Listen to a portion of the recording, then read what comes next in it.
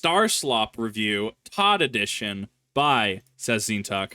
Hey, Star Sisters, Seth here. Let me tell you a vision of a future. In the future, white boys can finally jump with the help of a booster pack and, of course, low gravity. Humanity has spread across the stars in their multitudes of diverse races and cultures. The Redguard, the Sons of Yakub, Hispanics, honorary Aryans, and the Fingolian Chindonesians now populate the vast expanse of space. Naturally, we never did find a solution for automation. So in the future, the only career paths are space pirate with a voice filter, or religious extremist. Parents send children away with teary eyes, knowing full well their offspring will grow up to become murderous bandits before putting on their own helmets and shooting up the 7-Eleven. And the PS5 still has no games. That vision... I mean, to be fair, the PS5 still has no games. I'm going to be like, but Kip, it has this. Like, the only reason I'd actually buy a PS5 is for the Demon's Souls remake. There's nothing I'd actually play on the system. Maybe Bloodborne, but that's technically PS4 because, you know, PS5 upgrade, right?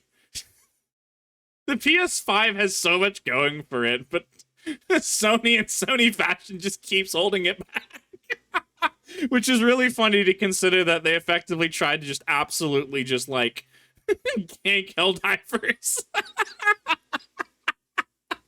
Sony, please. Is already here, Star Sisters, because the best game ever made, no, the best game that will ever be made is already out, and there's no competition. Baldur's Gate? More like free hour, unskippable gay sex scene. Starfield. I mean, that was Baldur's Gate 1. I don't remember it happening anything like that in 1, but to be fair, I haven't gotten super far in 1 or 2, despite me trying to play them for a number of years. Baldur's Gate 1 goes hard. Chunking enemies is great. What's chunking enemies? You can max out your strength stat, hit an enemy, and they just explode. It's great.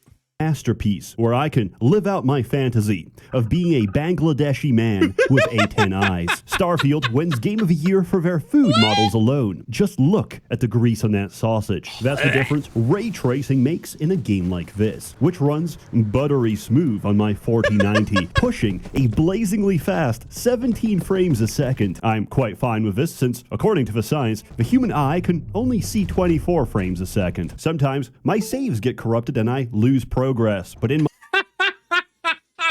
classic Bethesda. Wasn't that a PS3 ism for Skyrim? I don't know if all systems had it. I thought one of the PS3 isms for Skyrim is that sometimes the file could just exponentially increase itself. Either it was like through gameplay time or doing certain things to the point that it actually just killed the file.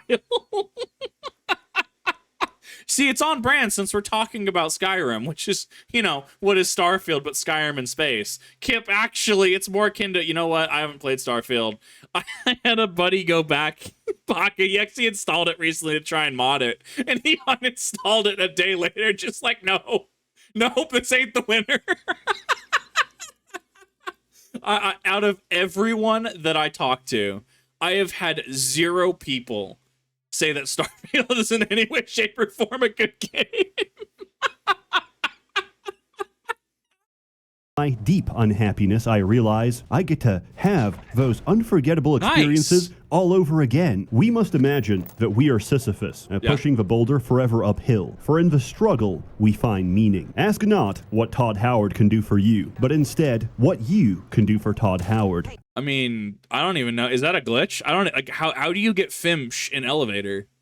How do you have Fimsh on land? Todd, please.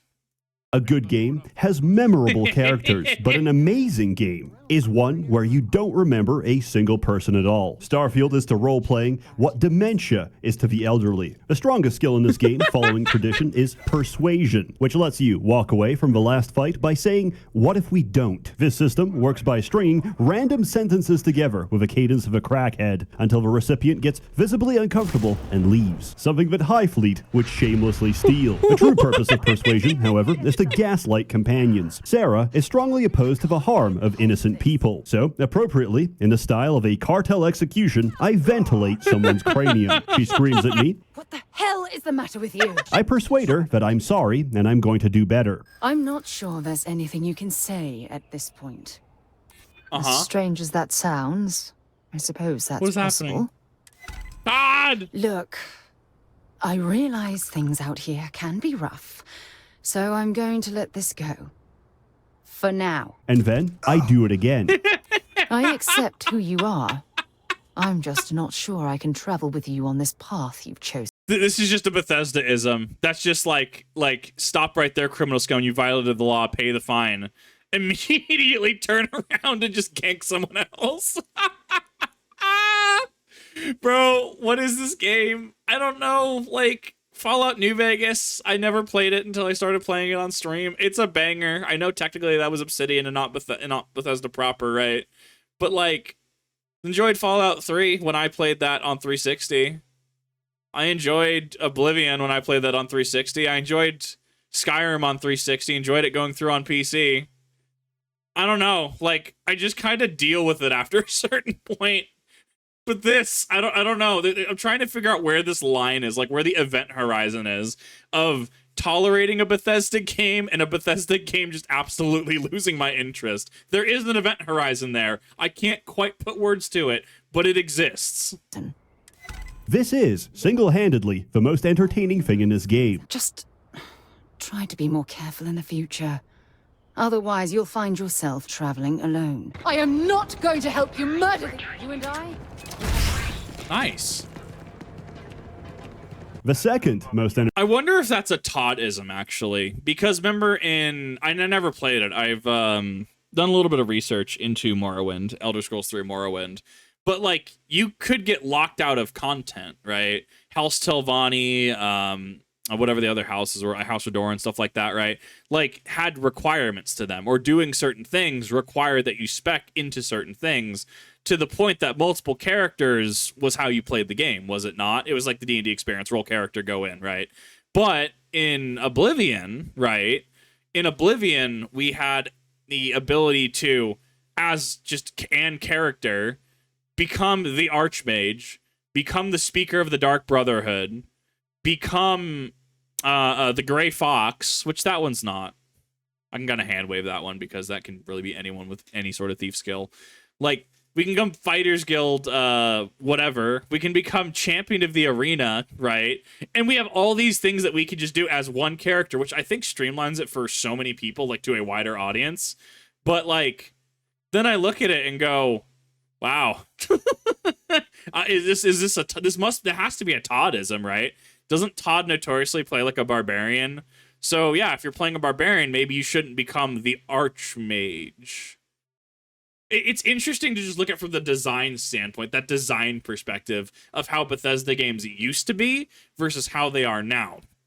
And I wonder if that interaction with, hey, don't do that, is trying to discourage the player, but it's too scared to actually lock the player out of content. That's my hypothesis. I'm curious if I'm onto something or not. Entertaining thing in this game is joining the pirate faction as a double agent, and in the process, becoming a triple agent. I have chosen to join the war on terror. On the side of terror, I can play entire missions without shooting a single shot, because guess what? Half the entire game is now friendly to me. I watch caravans get lit up with the same interest as a youth in the projects witnessing a drive-by. The streets give, and the streets take story. I've had paranoid hallucinations with more coherence than the plot of this game. Spoiler, it's Skyrim in space. You must become Starborn to use the magical Fus Ro Dah to kill Parthenax, who in this case is other Starborn from other universes that you must defeat to go to another universe and start New Game Plus. What? Multiverse theory is appealing to fans of Rick and Morty because it implies the existence of a dimension where you haven't been molested. There's copium online that there's differences between universes and no run is the same. Yes, one place. Yo, what is happening in the top left though? Can we talk about that? That there's differences between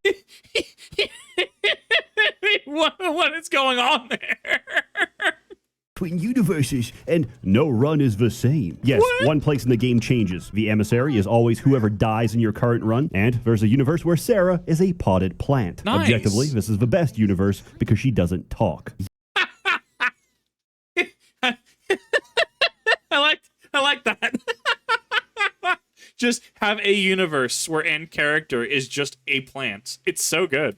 Yet, I heard some people even romanced this creature. If you find such dialogue captivating, I recommend intimacy with a drywall. My favorite part of the story was attending a funeral, only to interrupt it by starting a firefight. Almost everyone involved is an essential NPC, so the shootout will never end. Question: when we have an infinite amount of universes, that means we have no consequences. Anything we do can be undone by walking through a portal. So why can't we kill essential NPCs? Why even... I've heard the essential NPC argument could be actually resolved meaningfully with a lot of people if, hear me out, essential NPCs can get downed, but they can get up unless they are downed, and if you strike them, then they're out, because that is a cognizant choice. It's not like essential NPC going from, I don't know, Whiterun to Solitude, or essential NPC going between the Vegas Strip and I don't know, like where Old Will Blue starts, the theater, right? Just wandering NPC that is crucial to actual game, right? Like, sure, if a Deathclaw attacks them, grats, they're just down to 1 HP, eventually they're going to walk it off, right? But let's say, I don't know, you're having to like escort Martin Septim in Oblivion or something like that, right? Martin Septim gets down, but he's essential. And then you turn on him and you actually like strike him down and fulfill your destiny, right? Yeah, cool. You can do that. And then you get the funny Morrowind message. The thread of prophecy has been severed, which technically, as long as you know how the game works, you can still technically work around from what I understand. Like, as long as you are able to actually get Keening Sunder and Wraithguard. Like, I think that, and then the counter argument becomes, well, what if I'm in a dungeon, right? Or what if I'm in combat and I accidentally strike the essential NPC? To which the counter argument to the counter argument is skill issue. You know what? It's kind of grown on me, though. Have a setting if you're not going to make use of it. This aggravates me to no end because everyone I want to shoot is a higher entity made of light. For example, there's a side quest where a 200-year-old ship from Earth, developed before the invention of a grav drive, has reached the planet resort of Paradiso. You negotiate on their behalf and are given 3 options. 1. Send every colonist to work as an indentured slave for the corporation. 2. Pay out of pocket for a grav drive and send them to bother someone else. Or 3. Eliminate the last practicing Jew in the universe. I'm not making this up. There's a colonist on board who's preserved Hebrew rabbinical teachings. And the third option is the corporation asking you to destroy the ship. What the Austrian painter started, Todd will finish. What is this? What? No way! I have heard zero coverage of this. Wow. I'm actually, unless I happen to miss the Twitter war, I haven't heard anything in regards to this. That's actually wild to think about. I have heard nobody at all complain about this. Wow. That's easy Twitter bait, and Twitter just didn't even take it. Wow. Wow, that took a turn. Quest design. You present me with 3 terrible options, and my immediate response is to shoot up the board of directors. But I can't, because I'm not allowed to, because the talent in this company has dried up and left a long time ago. But it doesn't matter, because Bethesda spits out a game every few years for their target audience. Dads. I get it. You have 2 kids, you're in your mid-30s, and you have time for exactly 3 games a year. I don't judge. We're all busy. But this game is... Okay, I do agree with Mudahar, though. If you play Diablo 4, you should probably seek professional help, okay? You probably shouldn't be making decisions without your handler present, okay? Like, I'm going back and playing Diablo 2, okay? I'm loving it. I understand. Diablo 4, I refuse to actually go to Diablo 4. You could not pay me to do it. You could not gift me a copy of Diablo 4 for me to play it. I don't want to touch it. Like, game bad. Immune to criticism because the people you're arguing with don't have that much time or investment. They see a crater, they soy pog, and then they leave. That's why if somebody defends this game, don't give them a hard time. They have it hard enough already between beating their spouse and their children. And they still say, man can't multitask. Okay, hear me out though. Okay, Bethesda fans have it hard because Todd Jesus Christ Howard, keeps updating the games and breaking them. just, yeah, we're not going to release Fallout 4 special edition. We're just going to update Fallout 4 with a broken, what was it, the broken UI resizer or whatever. Like, there was an actual thing that mods had fixed and Bethesda couldn't fix it. Like, they tried to do it and they just failed at doing it. And it bricked everybody's mods. It's actually why, Fallout London had some issues for a bit. But then again, the way that I understand it is that situation was blown out of proportion because the Fallout London devs knew in advance about the change and apparently didn't choose to do anything with it. This is tangential understanding that I have. I'm sure someone in the comment section is gonna be able to outline with, you know, an entire thesis on what exactly happened, which you're an absolute Chad, A+. But yeah, no, Skyrim and Fallout fans have it rough right now because Bethesda keeps breaking their mods. Todd, please, Elder Scrolls 6, when? It's been like 6 years since we had Elder Scrolls 6, the trailer.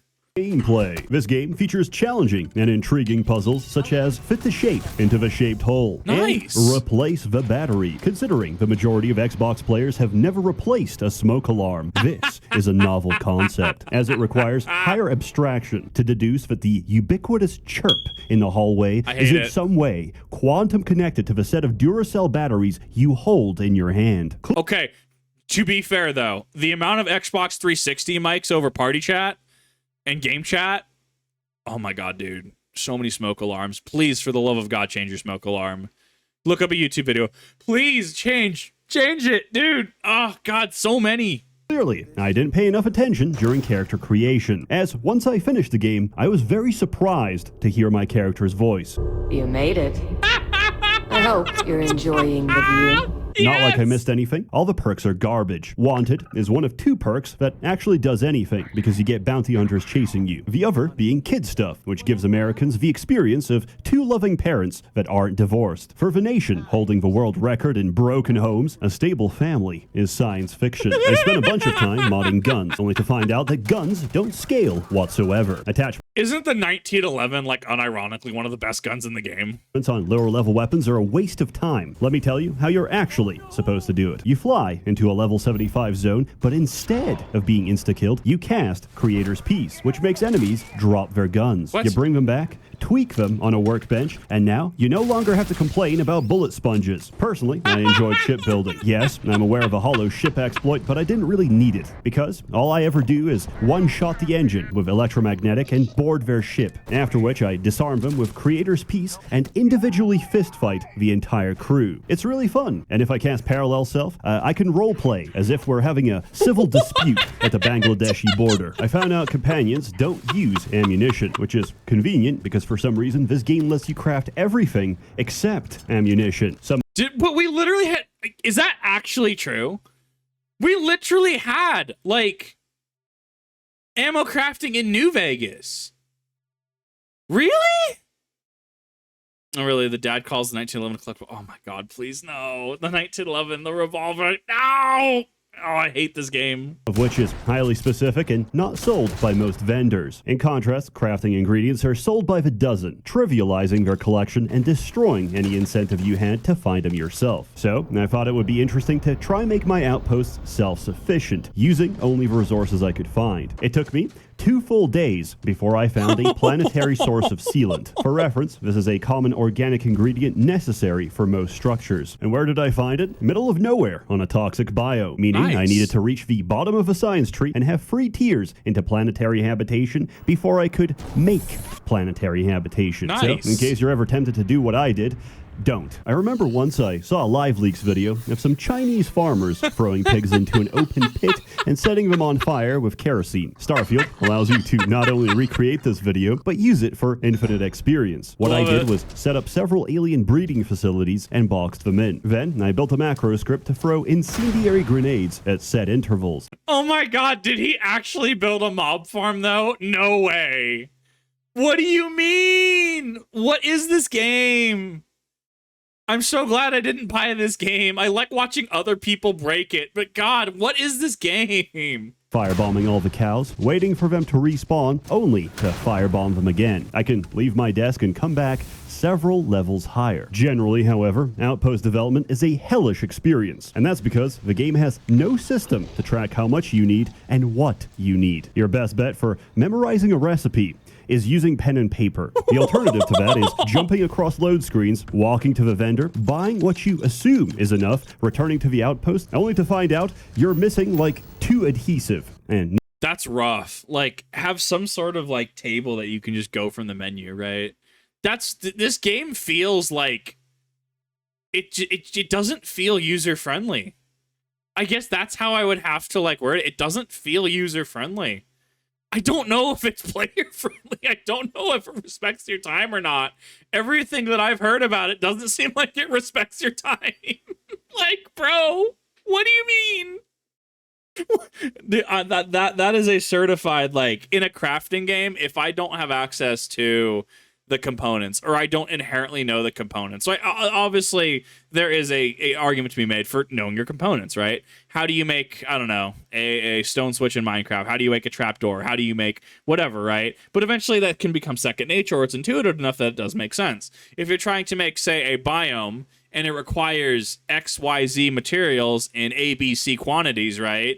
Especially if they're variable quantities, and you have to deal with so much because it's such a large system, like, unless you're using just specific things, there should be a way to access it. That feels like a problem that doesn't have the end user in mind. Good God, what is this game? To go all the way back. This game is an exercise in how many load screens can you tolerate before choosing to end it all. No wonder nobody ever got that Steam refund. We spent 2 whole hours docking and undocking. There's a lot of these transitional animations, and it's not that they're painfully goddamn slow, it's that I can't skip them. I understand that this is a small indie company, and maybe resources are stretched thin between the award-winning dialogue and the NPCs that hit you with that fluoride stare. But when the solution is so simple and obvious, you can't help but ask, what's going on at Bethesda? Despite having no access to the construction set, the modding community has managed to fix many of the issues. However, even if they do release the toolset 6 months down the line, I don't really trust this company to not screw me over. Wait a minute. I don't think they did release it. Did they release? I don't think they released the creation kit. Not 6 months after, right? Didn't they modify it to be like a year after or after the DLC launched? Bro, this game, it's the game that keeps on giving. I'm so glad I didn't buy this, and I'm so glad to watch videos like this, because I can get the experience and just like secondhand experience the frustration. Remember, the only reason we don't have paid mods is because of pushback. Believe me, they'll try again. Yes. The only potential redemption of this game is the release of a full construction set, because the only way the fans could save this game is to wipe it clean and make something else. Look, I figured it out. I know why I'm so angry. I'm not angry at the game. It's not even that bad. I'm angry because I paid $100 for it. Yes. The king of a chess club has done it again. Each time I tell myself, no, not this time. But I already know. Todd's gonna tell me lies. Tell me sweet little lies. And each time, I listen. I understand I said some polarizing things, but in truth, I just needed a video because I signed a lot of contracts while drunk. So don't take anything I say seriously. It's all bait. But what if it isn't? What if it's actually my unfiltered dog shit opinion? As always, more content to come because I'm legally obligated. A warm thanks to the many members of the Merchants Guild generously funding and bankrolling these videos. You're all truly wonderful. Have a good one. Yeah, no, right. You're absolutely right. The construction set got announced to be released with the newest DLC. Isn't even out yet. So it is currently, as of reacting to this, August 9th, 2024. And to my understanding, it's still not out yet.